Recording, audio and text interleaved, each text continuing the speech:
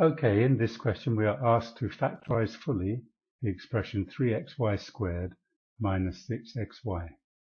So the way to approach this is to look at each term in the expression and see whether we can see any common factors, any factors which appear in the first term and also in the second term.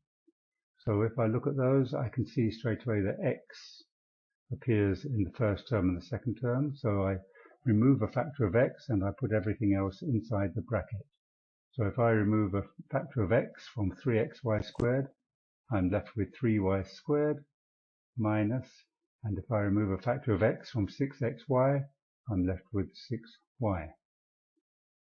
Now, we have factorized, but we have not factorized fully, because we have to look inside the bracket again and say, are there any other factors which can be taken outside the bracket? And if we look carefully, we see that y appears in each of the terms. So if I take a factor of y outside the bracket, what do we have left inside? A factor of y from 3y squared. 3y squared means 3 times y times y. So if we remove a factor of y, we're left with just 3y.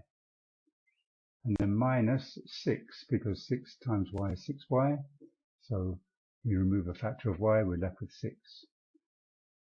Once again, to check whether you have factorized fully. So we look again at the expression inside the bracket, 3y minus 6. Are there any common factors that belong to 3y and also 6? And in fact there is, because 3 is a factor of 3y, and also 6 can be written or thought of as 3 times 2, so 6 has a factor of 3 as well. So if we take a factor of 3 outside, we usually write the numbers before the letters. So I'll write it in front of the x and y.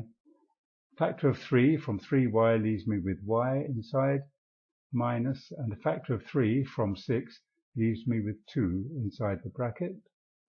And once again we check, have we factorized fully? Look at y minus 2. Can I see anything that belongs to y and also belongs to 2? No. So that is the end of my factorization. I have factorized fully.